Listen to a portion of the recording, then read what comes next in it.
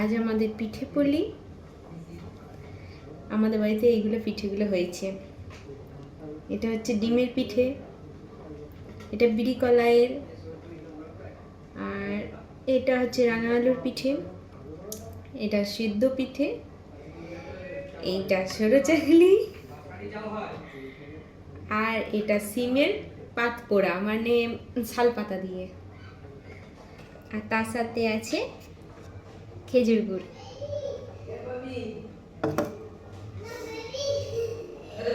হ্যাঁ, পিঠে পুলি উৎসবের জন্য সন্ধ্যে থেকেই আমাদের বাড়িতে আজ পিঠে তৈরির আয়োজন চলছে। বাড়ির সকলে খুব পরিশ্রম করছে, তা বলে এই নয় ভেবে নিও না কো যে আমি শুধুমাত্র ভিডিওই করছি আর আমি কোনো রকম কাজ করছি না কো। না, এটা কিন্তু ঠিক নয় কো। আমি কিন্তু দুপুর থেকে এর জন্য পরিশ্রম করেই চলেছি। যেমন এই উনান শালটাকে রেডি করা আর এই চালটাকে বেটে রাখা, এছাড়া সিমটাকে সিদ্ধ করে রাখা সিম পিঠের জন্যে, আবার রাঙা আলু দিয়ে পুর পিঠে করার জন্যে রাঙা আলুটাকে সিদ্ধ করে রাখা। আর এই পিঠেটা তো আমার খুবই প্রিয়, যেটা রাঙা আলু দিয়ে তৈরি।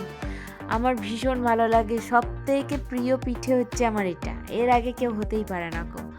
আর এটা ভীষণ সাবধানের সাথে করতে হয়। এমনকি এই পুরগুলোকে ভরে আমি বিভিন্ন এই শেপটা দিয়েছি, এটাও আমিই করে রেখেছি। আমার বাবা তার সাথে কিছুটা হেল্প করেছে।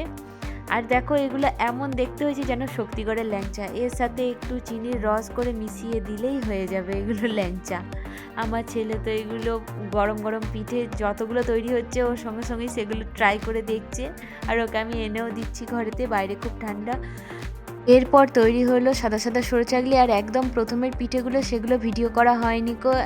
কিছু পিঠে করা হয়েছিল চালগুড়ি দিয়ে, ডিম দিয়ে ডিমের পিঠে, আর বিড়ি কলাই দিয়ে চালগুড়ি দিয়ে বিড়ি কলাইয়ের পিঠে।